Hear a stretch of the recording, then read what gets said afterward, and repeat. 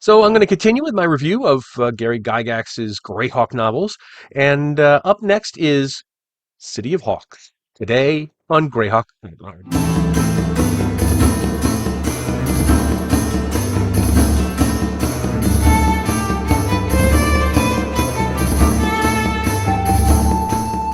So, City of Hawks is, I believe, the fifth book in the series of Gord the Rogue novels. The first two obviously were published under TSR, and the rest have been published under New Infinities.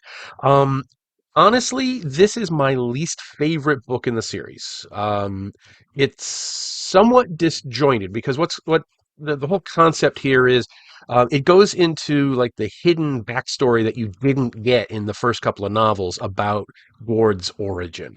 And it kind of jumps around from time to time and place to place. So, this part takes place at the very beginning of his life, even before um, the first novel, and then this part takes place between the first and second novels, but they don't tell you that.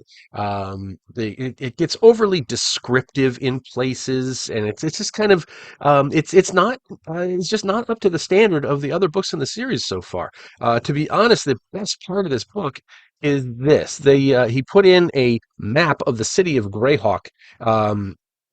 Which is really cool because it actually shows you what his version of the city looks like, and it gives like a little description, and it tells you which where different things are in the city. I actually used that map to make my own map of the city of Greyhawk, and kind of use the books from the blue City of Greyhawk, Gem of the Flaness, the box set, and keyed them to that map. If you dig around on the blog, you'll be able to find the map.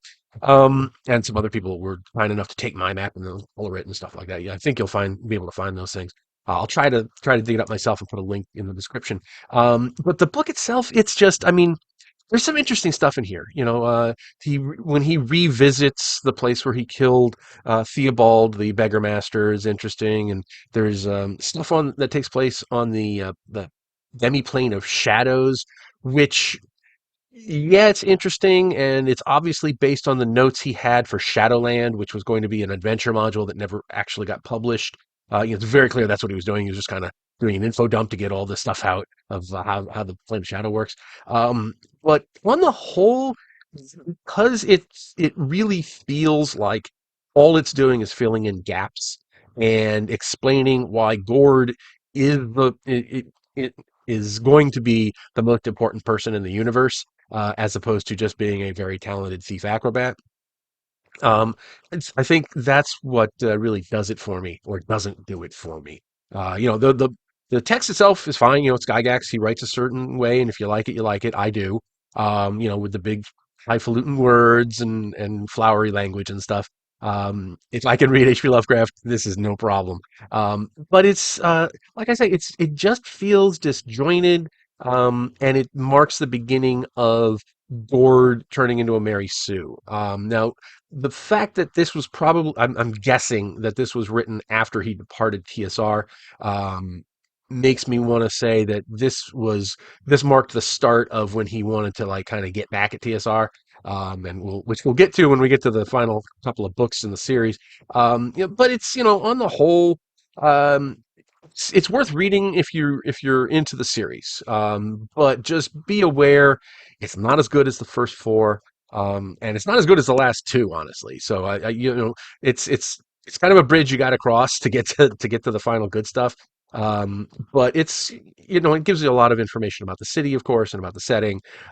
We see some of the usual characters. To my mind, some of the best stuff in the entire series, and we get it here, is the scheming of the demons amongst themselves, and we get some of that in this book too. And that kicks into high gear in the next couple, but we do see that here, which is always a treat.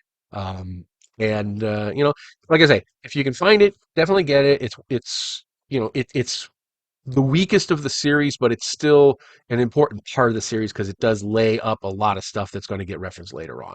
So anyway, there it is. I'd probably give it 2 stars out of 5. But it's Gord the Rogue, so it's a must read for that alone. So anyway, Hope you like this one. Let me know what you think in the comments. Have you ever read this? Do let me know. And if you like this video, please do like and consider subscribing or supporting me over on Patreon. You can join the channel here, Patreon, all that good. You know the stuff. Just do the things. Uh, anyway, hope you're having a wonderful day, and I'll talk to you all later.